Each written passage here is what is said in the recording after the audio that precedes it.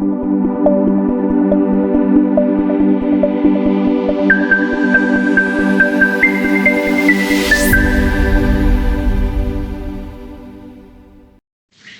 evening, everyone. Thank you all for joining us this evening. While we are waiting for more people to join us, I would like to invite each one of you to please make use of the QR code that we will share at the end of the session for you to please connect with us on Adam Global Connect. It's Adam Global's official digital communications hub to ensure you stay connected with us in our network. So allow me to introduce myself. I'm Jessica Visagie, the Manager of Global Partnership of Adam Global Network. Today's webinar focuses on market entry into India, considerations for SMEs and their advisors. But before we begin, I would like to take the opportunity to introduce Mr. Rakesh, our respected speaker for this evening. Mr. Rakesh Sahu is a fellow member of the International Chartered Accountants Association of India. With over 2 decades of experience, he's a partner of Mishra at Jain Associates. He brings experience in assurance and regulatory compliance services. Mr. Rakesh is also a member of Adam Global Network for the past 2 years and has maintained a professional membership with Adam Global Network for the past decade. Mr. Rakesh, it's an honor and a pleasure to have you here with us this morning, and we are looking forward to hear from you. I now hand it over to you. You are muted, sir. Sorry. Thank you. Thank you, Jessica. Thank you, Adam Global, for giving me this opportunity to speak about how to do business in India, how to enter the Indian market, and what all necessary actions need to be taken before you start doing business activities in India. So let me share my presentation with you. So my screen is visible to you? Yes, sir, we can see. Okay.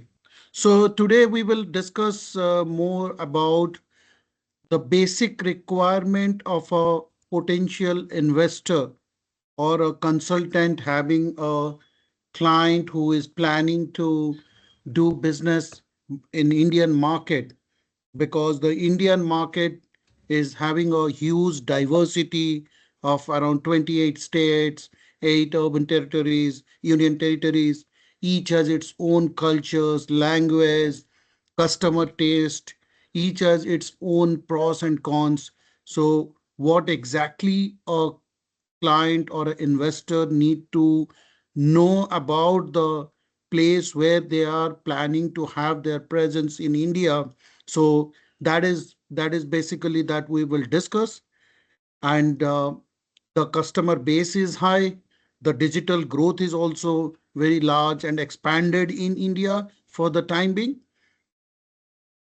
And so we have, so what normally happens in India when people do business in India is that the first mistake what people do in India is that they try that how soon they can incorporate the entity and how soon they can start doing business in India. That's the first mistake normally people do. So after today's discussion, so everybody will agree that before we do any kind of company incorporation process or thinking about the business, we should do the analysis of what kind of structure we should opt to do business in India, and we should do a kind of a what kind of tax exposure that entity would be, whether the parent company and the subsidiary company or the JV company was having proper documentation to do business in India, and what kind of regulatory implications are applicable, because India is a very rule driven country. So you have to follow the rules and comply with the requirements, regulations, filings. So you need to know and understand before you start doing business activity, rather than rushing into create an entity and start doing business. So so again, coming back that, okay, what kind of all the entry options are available for the foreign companies to who are planning to do business in India? One, they can be a joint venture company. They can partner with the local companies who can share the knowledge of the market, employees, risk, and leverage the local expertise. Whereas the parent company can bring in technology and the patents or the trademarks, the market, the global technology, the product. In a branch office is of a foreign company for doing the specific operations in India. That branch office, or we will talk about the liaison office, they are the extensions of the foreign company itself. They are not the separate legal identity in India. Wholly owned subsidiary and the joint ventures, they are the separate legal identity or the separate legal entity in India, so that the risk of the shareholders get mitigated. So they are only liable to the amount of unpaid capital in the company. Whereas in case of branch office, liaison office, or a project office, they are the extension of the parent companies. Project office is mainly for specific projects, the government projects, the government awarded projects for the purpose. So before any company coming into India, so the first question they should address by themselves or through the consultant is, what is the potential business activities for which they are looking India as a market? Whether they want to do manufacturing, whether they want to do trading, whether it's a service based company, or they just want to go for a market test. So they want to explore the market. They want to do a market research by themselves, not through any agents. Then there might be a possibility that they can go for a liaison office, because liaison office or the representative office is an extension of a parent company who does only a communication channel between the parent company and the India office. It doesn't have, it cannot do any commercial activity in India. It has no authority to execute any agreement, any commercial agreement. It can only do a kind of a communication channel between the parent company and the Indian representative office. And this is suited for the people who just want to come and test the market before they formally enter into the market in the form of a wholly owned subsidiary or the joint venture, the bigger investments where what they are planning to do. So that's where the first, that's the second issue which a foreign company needs to and check that whether what kind of business activities they are planning to do. Then these are the options. Then comes, what is the legal structures available? If one says that yes, I want to go for a separate legal entity in India, whether you want to a private limited company or a limited liability partnership. So the private limited company is generally a very popular choice for the foreign companies, preferred over around 80%, because as I said earlier, this protects the shareholders' personal assets.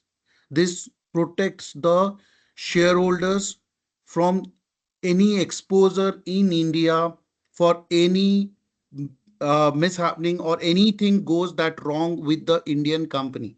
Because once the company is incorporated, it becomes a separate legal entity and the shareholders are liable only to the unpaid capital in the company.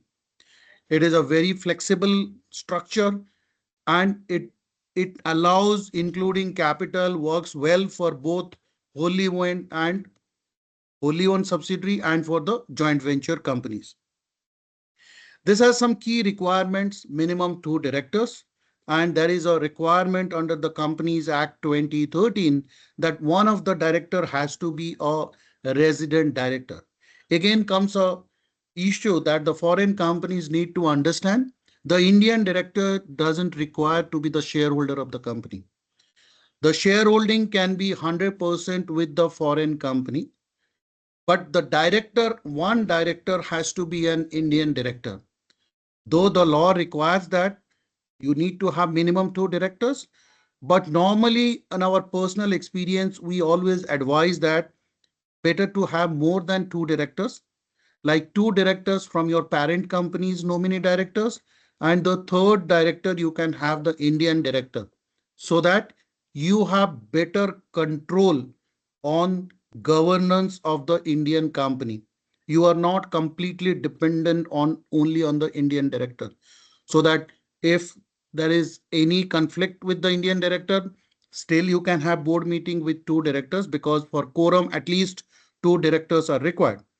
So we always advise that the company should have, though the law requires minimum directors, but you can have more directors, at least three, two from the company side, and one is the local director. Two shareholders, that can be a natural person or companies, and there has to be a registered office address in India, and each director has to have a director identification number and the digital signature certificate for doing all the compliance, company incorporation process. We will not go into more detail about how the company registration process happens, but we will touch upon that what all the factors or issues that need to be considered while you incorporate a private limited company.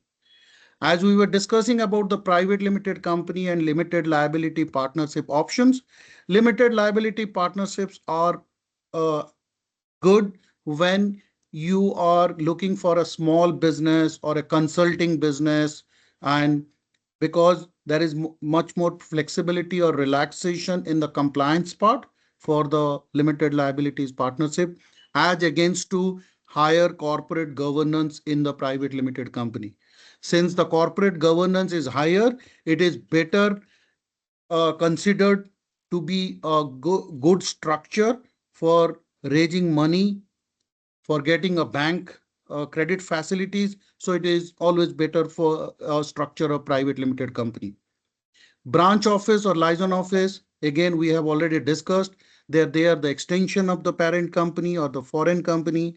Branch office can do specific businesses, whereas the liaison office cannot do any business activity in India. It can only do for the market exploration, understanding the market, getting customers for the parent company, or just doing a channel for communication of the products of the parent company in the Indian market, do the market exploring.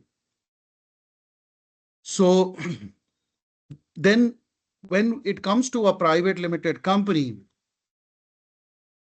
so the next issue always comes is that how the entity, the Indian entity, needs to be funded. When you create an entity, sometimes when people do that kind of a mistake is that what should be the capital of the company. Sometimes people give the capital as a very low capital or a very high capital. So when the so what exactly needs to be done is that each foreign company, before creating a company, as we discussed, that the structure need to be discussed. Similarly, a budget need to be prepared, maybe a 6 month budget, 1 year budget, depending on the timeline in which the Indian entity can be a self-sustainable entity. Meaning by the it how much time it takes. If it is a service industry, maybe a 6 months time, wherein the company can start its own operation, can start invoicing to its clients. Maybe it's a manufacturing company, it requires 1 to 2 years to be a self-sustainable, where more capital is required. Either entire capital can be brought in the form of share capital, or you need that entire capital to be split into how much money can be brought into in the form of share capital, how much money can be brought in the form of loan. In India, we say it as external commercial borrowing from the parent company with specific terms and conditions, and the loan agreement has to be approved by the Apex Exchange Control Authority of India. that is the Reserve Bank of India. So you need to do an analysis that how much money you need in the Indian entity to get that entity a self-sustainable. Because if you bring in less capital in the initial stage, then you will have to increase your capital every now and then, which delays your process. Because every time when you bring in capital from abroad, that requires a compliance process. Every time you will have to do a kind of a compliance with the Reserve Bank of India as well with the company law authorities to do that compliance before you get that money in. But if you do an analysis that how much capital you need, how much money you need, in that how much you want to bring in the form of share capital, because the money which comes in the form of share capital, that you cannot repatriate back. But people plan in a way that they bring part money in the form of share capital and part money in the form of external commercial borrowing with a repayment terms and conditions as prescribed by the exchange control authorities of India. So once you have that external commercial, once company is incorporated, then you get that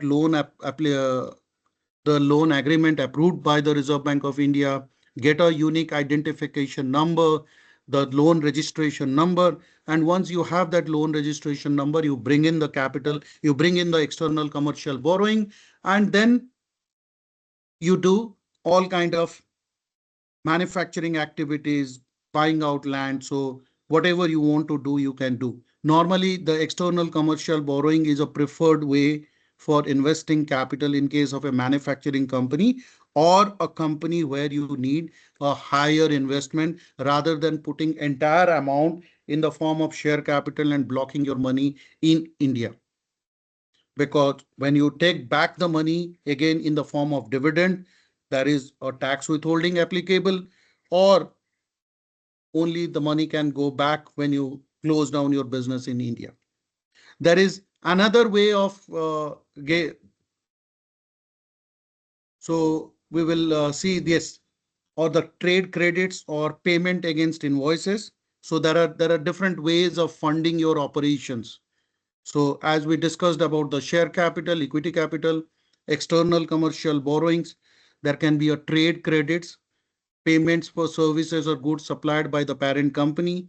You delay the payments. In a way, you fund your business, the Indian business. So when the subsidiary company or the joint venture company buys out raw materials or services from the parent company or the group companies outside India and do not pay on time of 30 days, 60 days, or 90 days, then this is one way of funding your Indian entity. But yes, that funding has a restriction, will have some restrictions from the Foreign Exchange Management Authority, FEMA laws, regulations, as well as from the transfer pricing perspective also, because at what pricing, at what terms and conditions you are doing that funding. The fourth one, that advance against export, it's a very short term one because you can get the advances only for 12 months time period. You have to render your service, or you have to export the goods within 12 months. Otherwise, you need to remit back the money. So this structuring of your funding is also a very important factor that needs to be considered at the beginning of the company.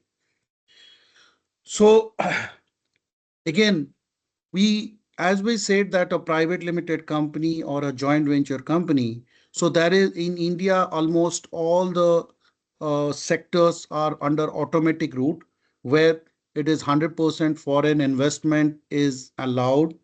Only few sectors such as like defense or media that need the government permission, and some industries they have a limit that up to 74% of the equity the foreign companies can invest, and beyond that you need to take a government approval.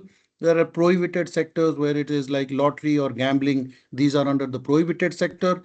Otherwise, again, For the B2B and the marketplace models are allowed 100% restriction, but the inventory based B2C uh, is not allowed. All foreign investments, as I said, is are under automatic route. Even if it is there in under automatic route, must be intimated to the Reserve Bank of India, which is the Apex Exchange Control Authority of India, within 30 days of the receipt, so that the all the foreign investment is being tracked by the Reserve Bank of India. Then these are the foreign exchange compliance, which we have already discussed.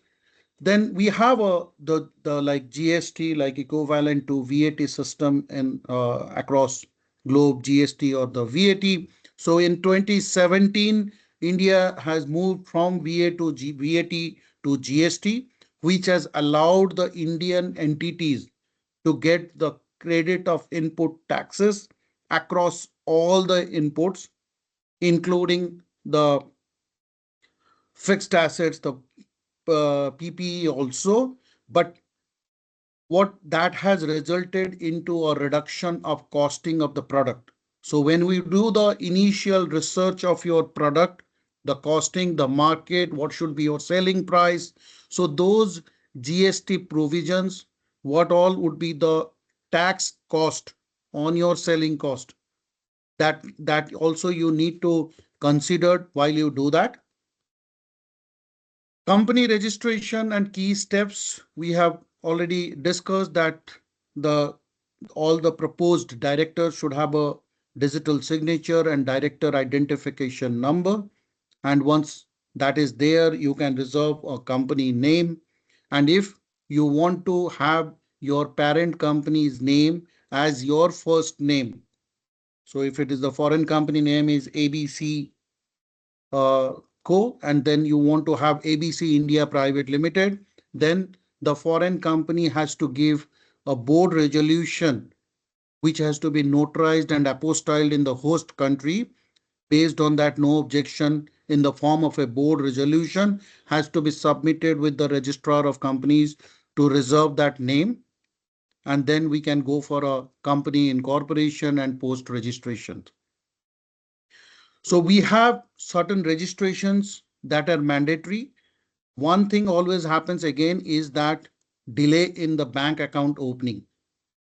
So in India, when when the foreign company, the foreign directors are involved, we have faced the challenge of opening the bank account getting delayed. That delays the getting the share capital coming into India, which has resulted into delay in all the compliance pattern. So while we create the documentation for the company incorporation, identifying a bank, understanding the requirement of bank account opening requirements, what kind of identity proof, address proof, know your customer documents for a foreign directors, foreign parent company, and the most important thing is the ultimate beneficiary owner of the group company. So the Indian authorities look for the documents, the identity proof and the address proof of the individual persons who is having more than 10% shareholding in the ultimate group company. So it sometimes it becomes a big challenge uh, for getting those ultimate UBOs documents for opening the bank account in India. And if that process gets delayed, opening a bank account, then the share capital doesn't get credited into India, which is a factor of non-compliance. Until the time the share capital is not credited to the Indian company's bank account, then having a because the registrar of company requires or they consider that once the company is incorporated, bank account is opened, share capital is credited, then you intimate to the registrar of company that you have commenced the business, that business commencement form. So the trick is that if that business commencement form is not filed for any of the reason, then you cannot do any change in the constitution of the company.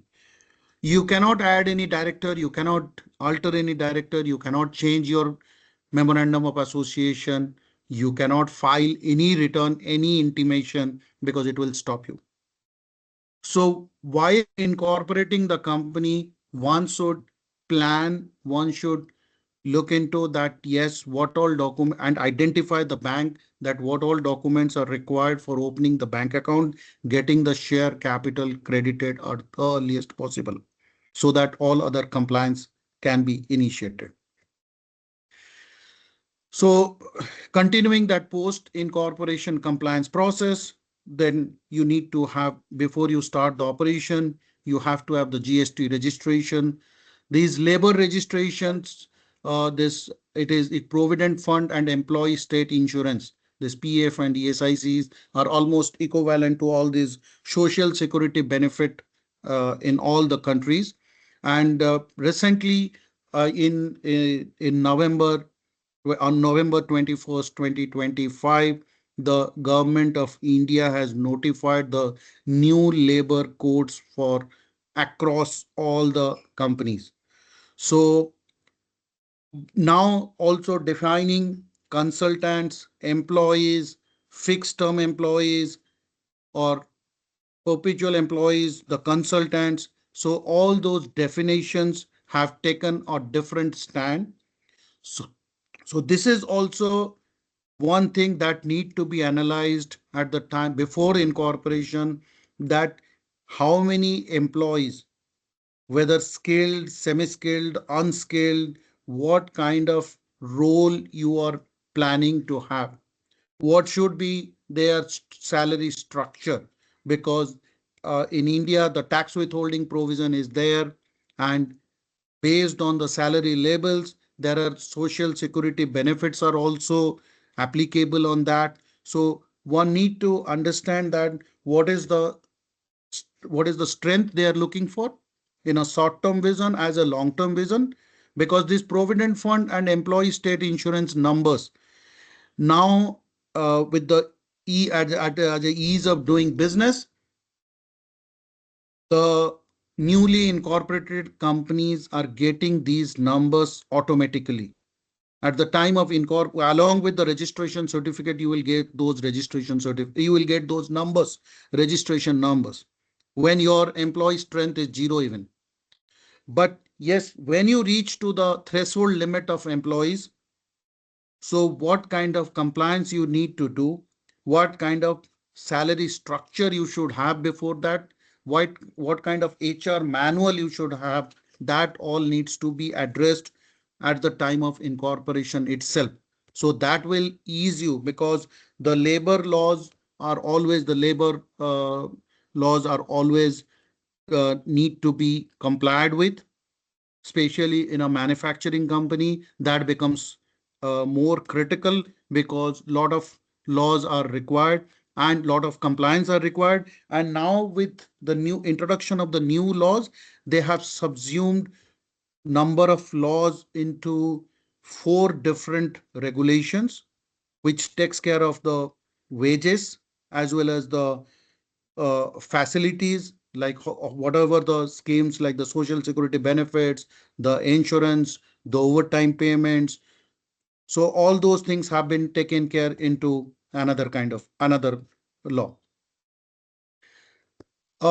We have talked a lot about the incorporation process and what all needs to be taken care during the incorporation process. One thing is that when there is a which is in India, it's like for corporate taxes around 25 point, to be very specific, 25.17%. So one need to understand that what kind of transfer pricing policy need to be adopted by the subsidiary company or the Indian company, maybe a joint venture company, even in case of branch office, anyone who is doing the business has to pay tax on the profit. So for the private limited company or a joint venture company, which is the Indian legal company, they are being subject to a less tax rate of 25%. Whereas the foreign company like project office or a branch office, they are subject to a higher tax rate of 35% on the profit. But yes, sometimes what happens is that in the initial stage, you do not plan for the transfer pricing documentation or transfer pricing agreement between the group companies, parent company and subsidiary company, and you result into that showing a lower profit. Sometimes the foreign companies do not understand that whether the Indian company should be a only cost center or it has to be a profit center. So the Indian entity, the Indian legal entity has to be a profit center, and the pricing has to be at arm's length pricing, that whatever the transfer pricing will be decided, that will be benchmarked based on the FAR analysis, which we technically say that the functions performed by each entity, the assets they deployed, and the risk they considered. So what are the functions the subsidiary is doing and what are the functions the parent is doing? How much asset the subsidiary has deployed and how much asset the parent has deployed, and what kind of risk the subsidiary is taking, whether there is any credit risk, whether there is any product risk, whether there is any technology risk, or everything has been taken care by the parent company. Indian company is only acting as a captive unit, which is mainly for the ITES companies. So that FAR analysis suggests you that what kind of transfer pricing you should have. And once you decide that benchmark, once you do that benchmark analysis based on the FAR analysis, then you do a proper documentation of your intercompany transactions, because it is required in the tax authorities as well as under the company law authorities to identify the related parties and to report the related parties. This is also a very critical aspect of doing business in India, because in India, if you are not aligned or if you start litigating with the tax authorities for any of those transfer pricing or corporate tax, so these take a long time. And once you get into litigation in 1 year, then the subsequent years also get subject to also scrutinization. And that will make the foreign investors or the foreign companies into trouble. So it is always advisable to take the preventive actions. And India has already signed contracts with more than 75 countries. So US, UK, Singapore, Mauritius, Netherlands, all the big companies, UAE, Japan, Korea, all the countries have the double taxation treaties with India. So to avail the benefit of the double taxation treaties, the foreign company should have a tax residency certificate, other declarations as prescribed under the Indian tax laws. So once the foreign company do have those kind of documentation, then it also need to explore that under the double taxation treaty, under which of the clause the income is subject to taxation, what kind of benefits the foreign company get from the DTA, that needs to be examined and explored. So even for getting that tax treaty compliance, there is also development happening. India has signed multilateral instruments in 2017 and anti-abusive provisions.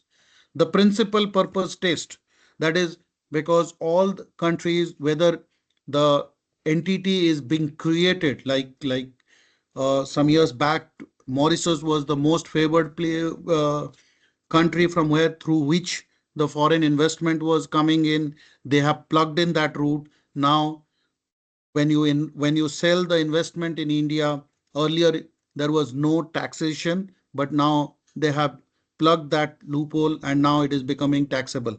So, so if you want to get the benefit of the double taxation avoidance treaty, the entity has to be an operating entity. It has to have business.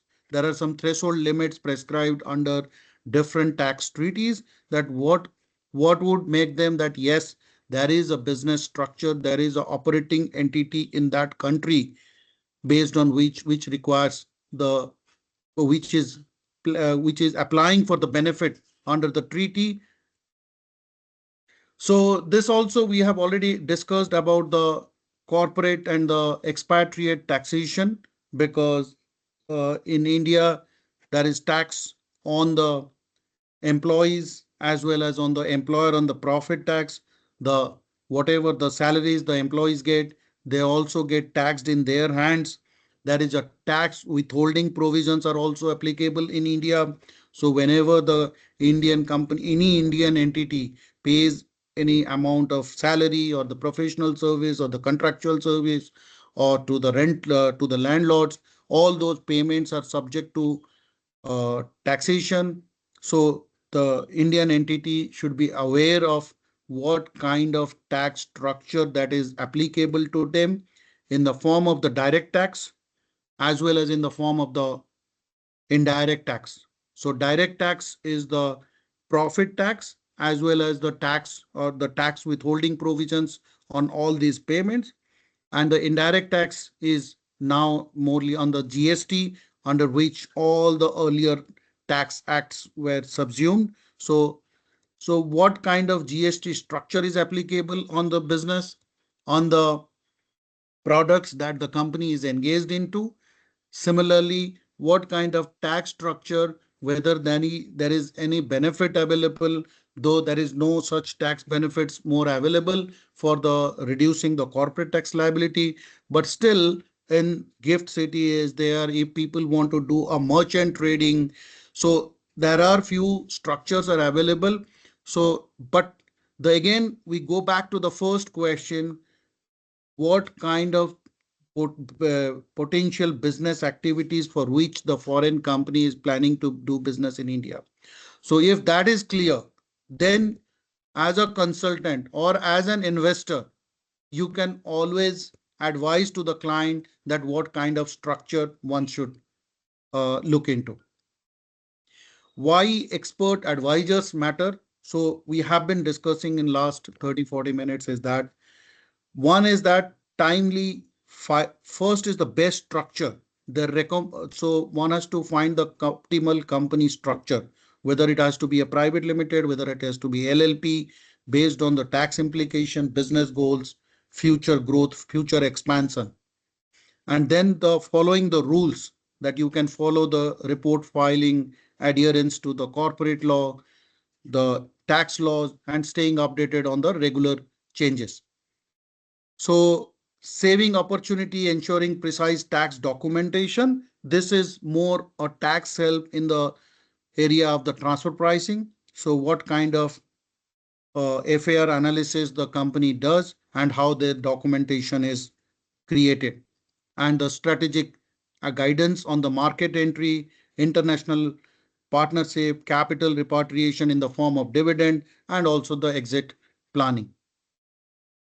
The government of India has introduced some Make in India advantages to the manufacturing companies, simplifying the regulations for the investment in India, in infrastructure development, giving incentives on the skilled workforce, and you can go for a government tenders when you have a Make in India, you are doing the process, the products are assembled or manufactured in India and you are using the Indian raw materials in that, then you will get the benefit of in the market in the government tenders.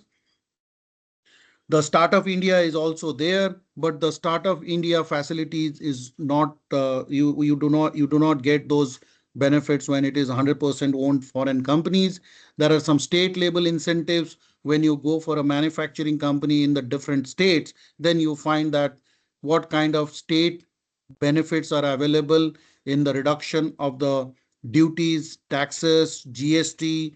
So that also one has to explore. So when you will do the legal structure assessment at the time of incorporation, you can always also, if it is a huge investment in the manufacturing sector, you can also look for which place of India is suitable for you based on the location. Whether you need a port facility, then you can go to the western part of India, like Gujarat, Maharashtra, or you can go to the southern part of India, Chennai, Andhra Pradesh, where you will find out the port facilities which will ease your business, reduce your cost of imports.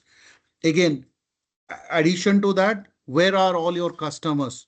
Since India is a huge country, transportation cost goes high. If you are in the north market, or your manufacturing base is um, in Gujarat, in the western part, and you are targeting your customers in southern part, then you need to take consideration of your transportation cost, or you can have your manufacturing base in the southern part.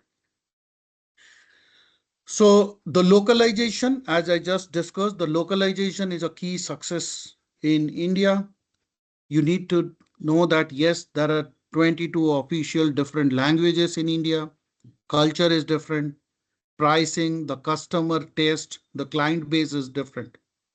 So utilizing all these diverse channels, retail, local market, online platforms, customer services, you need to plan where your business should be.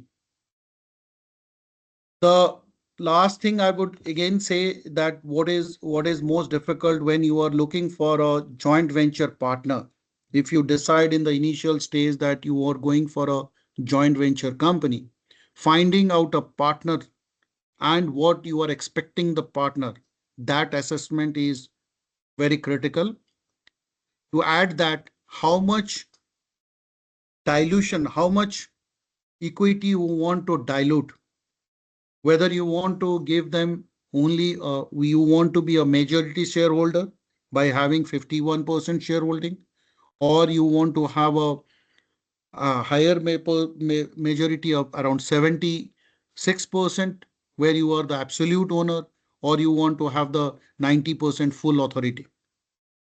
So that all ratio, that all equity dilution, that depends on what you are expecting from the Indian investor, what kind of localized support the Indian investor can give you. When you are bringing in the technology from outside, then what kind of support the Indian company, Indian investor can give. Accordingly, you can decide that whether you want to give a 49% shareholding, or a 24% shareholding, or only 10%.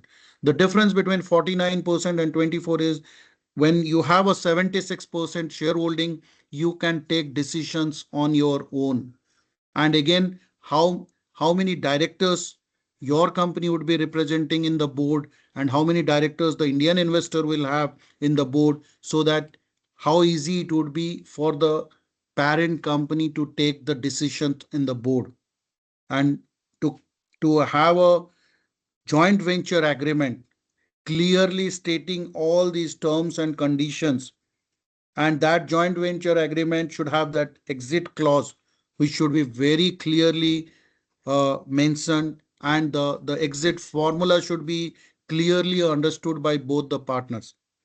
The most critical thing in a joint venture agreement, whatever the terms and conditions are signed in the joint venture agreement, that needs to be redrafted into the articles of association of the company, because the articles of association of the company is the bylaws of the company, and that is submitted with the registrar of company, which is a binding on both the investors, both the parties to the joint venture.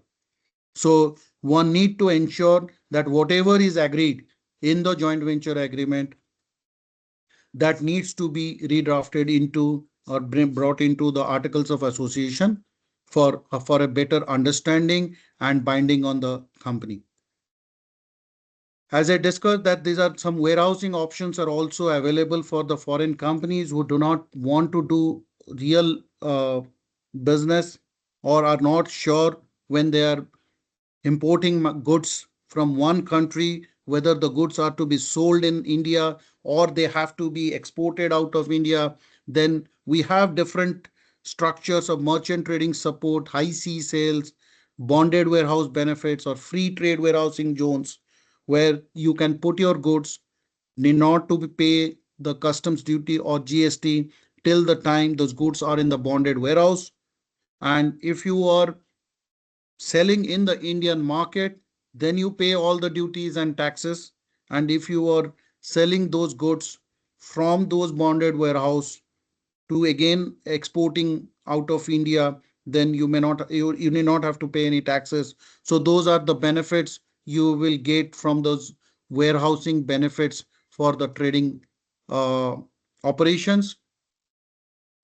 So these are then if we want to conclude that yes, uh, India presents a significant growth opportunity for all those global entities who want to come to India for offering a vast expanding market. Yes, we need to understand that the market research has to happen first and the structure has to be decided.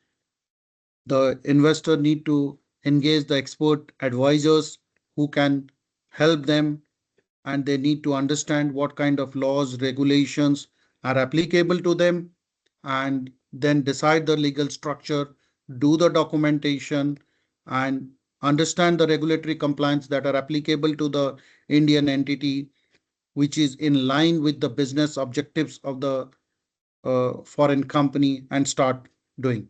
And then you plan your timelines, allocate sufficient time for the registration process, bank account opening, and then only secure the necessary licenses or registrations that are required and do the business.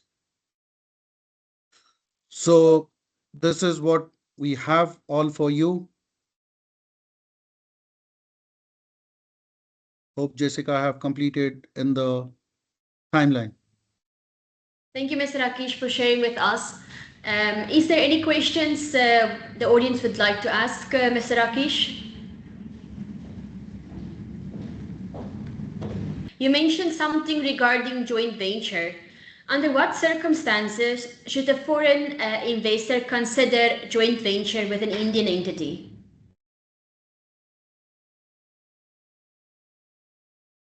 You're muted again. Sorry, sir. See, joint venture is an entity where you dilute your equity, and so you only decide when you want to dilute your equity in the company or your ownership, at what cost you are diluting, what exactly you are expecting from the Indian investor, which you feel that you cannot do that yourself. And normally the joint venture happens only in the manufacturing entities, where you need huge investment, local expertise in India. It may be the employees, it may be the knowledge of the place and the product marketability. So in those areas where people want a joint venture company wherein it will serve their purpose, that would fasten their entry into Indian market, rather than they do themselves all the registration processes, licenses, doing the market research. So that for that purpose, they use a joint venture route as compared to a wholly owned subsidiary. But in case of consulting companies, trading companies, they always believe in the wholly owned subsidiary company, wherein they do not, there is the equity holding is completely with them, the ownership is with them. Okay, and then furthermore, what would be the ideal percentage of ownership? Um, and then also, what should the structure of, in terms of shareholding and directorship, looks like? Yeah, as I just discussed that, yes, there can be a different kind of structures. Normally under the company law, let's say when you are, see, ideally 50-50 is not at all advisable. It has to, one has to have a higher ratio of investment. When it is 51-49, it all depends that what kind of value the Indian investor is adding to the foreign investor. So is it the dead need of the foreign investor to have the Indian investor, or what, whether the Indian investor is already into the business, they have the product, they only need the technology. In that case, maybe the foreign investor will get 24% equity. But if the entity is new and the product is new, the market has to be developed, then based on the value of the technology, the foreign company would govern that ratio of 51% or 76%. So 51% gives you a simple majority structure, whereas when you have a 76% shareholding, then you will have the power to pass the special resolutions to change the constitution of the company, to change the business line of the company. So with a 76% shareholding, you can be considered as a absolute majority shareholder. So it all depends on what kind of roles both the partners is required to do. Accordingly, the terms and conditions would be decided. Again, based on that shareholding ratio, the number of directors are also decided. But in all the joint venture agreement, there has to be certain clauses in which it says that for these clauses, you need to have the consent of both the partners, both the partners consent, what all the resolutions need to be passed in the board. And as I said, all the terms and conditions of the joint venture agreement need to be put of association to bind both the companies, both the investors into the same place, and they would agree to that. Thank you so much. And then we have a question in the chat box. Professor Tahir is asking, finding the right local partner is important for business. Can you help with this? Thank you, Tahir sir, for joining this. Uh, Definitely, it all again finding a local partner, giving a number of options who all are available. That is also one kind of service we provide. Finding a legal person, finding a right team, right person who is into the business, who knows the local market in India, and who can help the foreign investor to expand its business. That is one of the thing we can help the foreign clients. But again, it all depends on what kind of investment, what kind of roles the foreign investor is looking for from the Indian partner. Thank you so much, sir. Any other questions? Yes. Mr. Asutosh Singh is.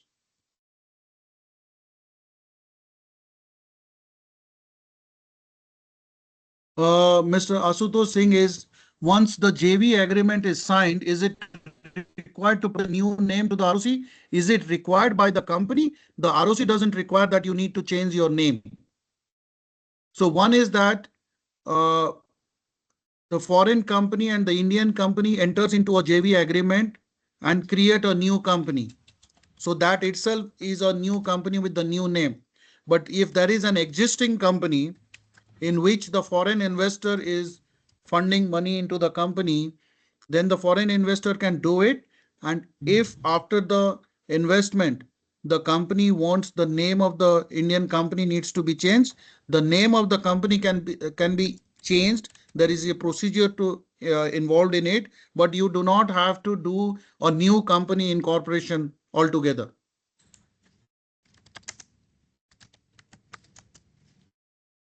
Rakesh, Yes. hello, it's Professor Akhtar here.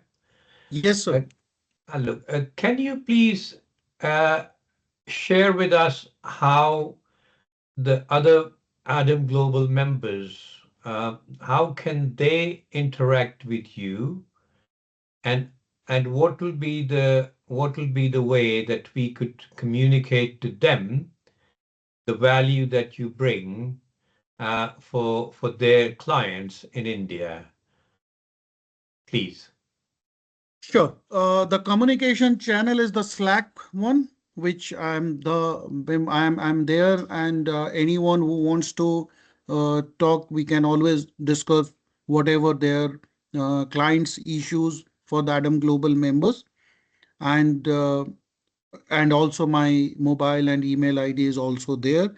But if Slack is a better option and quick option, still they can use that, or even the WhatsApp and the mobile is always there. The second question which you ask is the how the Adam Global members would be getting the benefit, is that definitely the consultants across the globe whose clients wish to plan to coming to India, they can always be in touch with us. We can explain them what kind of discussions they should have while they go for the company, while when they go for the discussion with the clients that which is planning to have business in India. And if they want us to be part of that discussion, we can always come as a team member of the being a global member, we can be a team with them and attend the meetings, explain a potential client that what structure they should have, what decisions they should take, what kind of analysis they should do. So we can form a team and work with the client. It's we can always work together. Wonderful. Thank you very much, Rakesh. That's very helpful. But you mentioned that the Adam Connect or while using the Slack system is a good way of communication. Uh, can we just ask? There are 43 people present today. Can you please just put a yes if you use Slack or if you've ever communicated on that? I think that'll be quite helpful so that we know how many people are actually using. Okay, so there are 2 people so far. Can we please, others who are present, so that we can start to develop the right platform for everyone to increase the communication that we're having between members.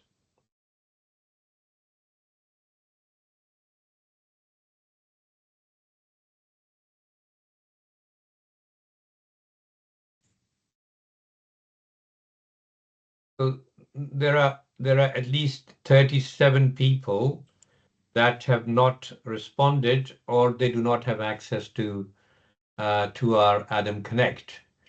Perhaps it'll be useful, Rakesh, that we send them a message from you if you'd like to put a message on, and then Sure. Jessica can follow up with your presentation today so that we can engage everyone who's at least present today. There were 44 people at one point I saw. So I think it's great meeting. Well done to you, Rakesh, for being one of our long-standing member and always staying at the front and for offering the opportunities to all of our members in India. Thank you for that.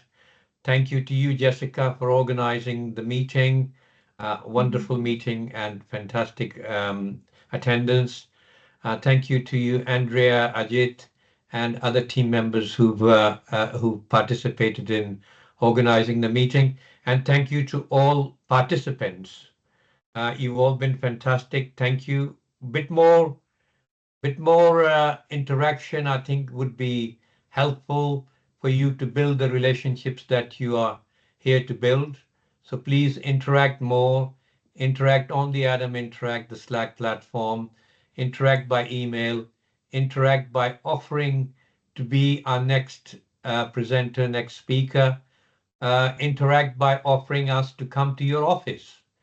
We would like to bring a small delegate of 10, 15 people to your office so that they can see how you work, what do you do, and therefore that builds that trust, build that strong relationship whereby you know that you can then send your clients with confidence to your colleague members of Adam Global. So thank you once again, Jessica. I will Thank you, sir. hand it back to you. But Thank you, sir. Rakesh, thank you once again. Thank you, Thank you. team, and thank you all to all the attendees. Thank you so much. Thank Thank you. you. I believe there was two more people that would like to ask questions. If there's any more questions, please you can proceed. Yes. Hi, Mr. Rakesh. This is Hello. Divakshay here. Yes. So I have a question. What are the specific, roles and responsibilities of an Indian director? And can you please also clarify whether they are required to hold shares? And can you also outline the process of the level of difficulty involved in changing the director, please?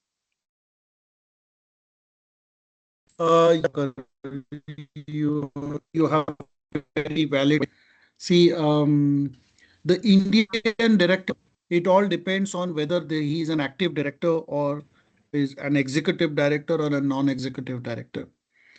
If it's so, first thing is that it is always advisable that you should have more directors from the company side as a nominee director from the parent company or the foreign investor, so that you have ease of handling the Indian director. And once the company is incorporated, you pass a board resolution. What are the roles and responsibilities of the directors? So based on your, so if you have more directors, you can always change that delegation of authority by passing another board resolution, suppressing the earlier resolution. So then you will have those additional flexibility in the case of parent company. When you have only two directors, one from parent company, one is the Indian director, then you have no flexibility. You have to go by what the Indian directors want. So it is always better you have more directors, more flexibility. The roles and responsibilities of the Indian director depends on what exactly is expected from him. If he is an executive director responsible for the day-to-day operation of the company, then he is authorized by a board resolution to do certain things. Maybe a bank signatory, may not be a bank signatory, may be authorized with the registrar of companies, the income tax authorities, all the registration processes. He is authorized, so he is executing all those work. And if so that can be decided. And if you just want to have an Indian director for a compliance perspective, not a executing director, then you can have a director and you can pay the sitting fees, but you have all, you in the board resolution you do not give any powers to the Indian director. So that is also possible. Changing the director is always a very difficult, tricky thing. If the law says you once the director resigns, then you do the specific compliance of filing the intimation with the registrar of companies. You can change the director and but yes, if the director doesn't give that resignation, doesn't file the resignation, then there is a director removal process is there, which is a long process and needs an approval from the authorities that why the director is to be removed. So we have to create a lot of documentation that why that structure is to be changed. But yes, if you have a good relationship, good understanding, you have the agreement in place, what is expected from him, you have the board resolution in place, then conducting the business is easier, as well as the removal process would also be easier. Thank you so much, sir. Any other questions? I think Mr. Asutosh has a question. Let's see. Good evening. Good evening, sir. Good evening, Asutosh. So, my question is in relation to foreign direct investment. So, suppose if any foreign company wants to invest in a particular Indian company through a automatic route. Okay. So, the onus to intimate or notify the RBI lies on whom? The Indian company or a foreign company? The Indian company. All right, sir. The Indian company has to file the form FCGPR The process would be that since it is a existing company, so your question is there is an existing company, they want to get the FDI in that company. Yes, So in yes. that case, it would be you need to do a company valuation, and based on that valuation, you will find out that how much capital you want to dilute and what is the amount you want to bring in against that. So once that money comes to the Indian company's bank account, then the Indian company will do all the compliance, getting the KYC report of the foreign investor, and the Indian company will intimate to the Reserve Bank of India, because and then the Reserve Bank of India will give you a unique identification number for that FDI. I think the similar situation would prevail in sectoral cap as well. Yes, yes, yes, yes, yes, yes. Thank you so much. Thank you, thank you. We have a question from Ms. Marcel. Sorry, I have a question. Yes, please.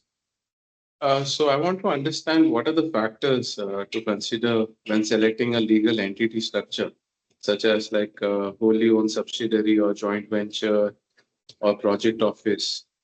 And also, are there any common mistakes that potential investors make during the selection process? And what are the consequences of failing to perform if they don't do an analysis?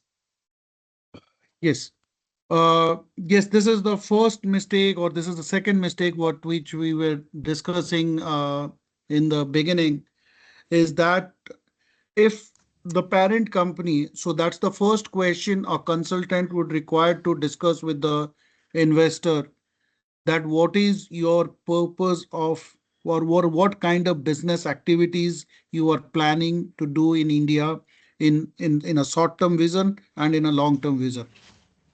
For example, if the foreign entity is doing only a market exploration in India, it doesn't have a long-term business plan.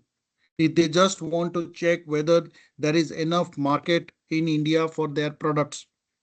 Normally, it happens for the heavy manufacturing companies. So then they come with a representative or a liaison office structure, which is a very simple structure, extension of an parent company pays all the expenses, reimburse all the expenses of the liaison office, and the liaison office gets an approval for a period of 3 years, which can be extended. But normally what happens in a 3 years period of the liaison office, they do the market research, they decide whether to continue in India or not. If they decide in favor of Indian market, then they create the wholly owned subsidiary or a legal entity, wholly owned subsidiary or a joint venture, or else it is they close down the liaison office. The easier to open, easier to close. So if an entity is planning for a market exploration and they go exploring the market, and they go for a private limited entity which has to do a lot of compliance and which has to be a profit center, so then that is a loss to the parent company, because for each of the activities which the company is doing here, they have to go by a cost plus method. So if I'm spending 100, I have to invoice to my parent company 110 or 115. Whereas in a liaison office, if I'm spending 100, I have to only get 100 from the parent company and pay my dues. So this is the differential between the liaison office and a legal entity. Project offices are very specific. The government awarded projects. I have just when the foreign companies come to India for doing a specific project, like they have to construct a road for say 100 kilometers. So that is the only project that has been awarded, or a gas project, or the turbine project, or the oil exploration project.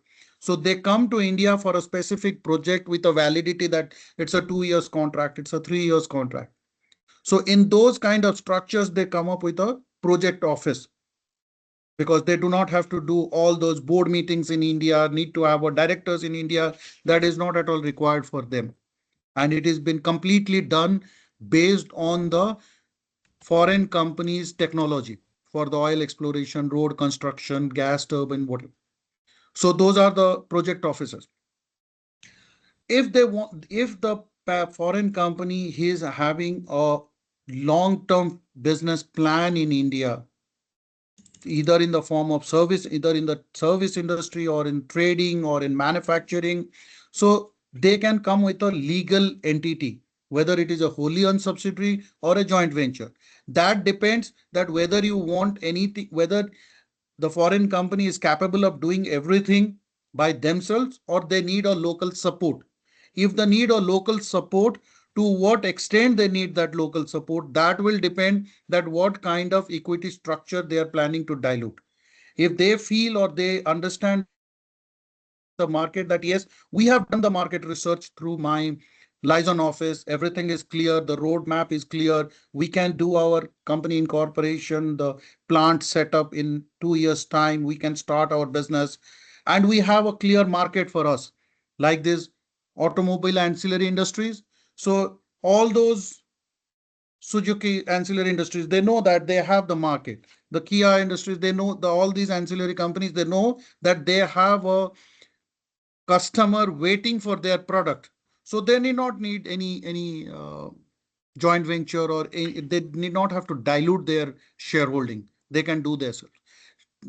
Dilution is required when there is an Indian company who is already into the business, having the product knowledge, having the market in place, but need only the technology. There, the foreign investor is playing a role, and then there is a joint venture, and again the percentage of dilution would depend on what is expected from the Indian investor.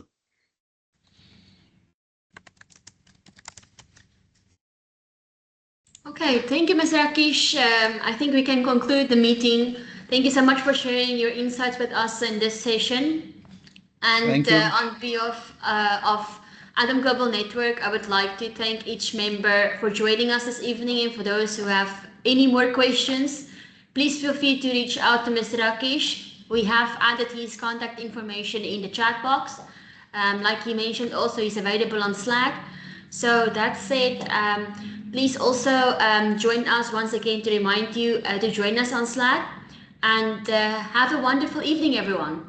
Take care.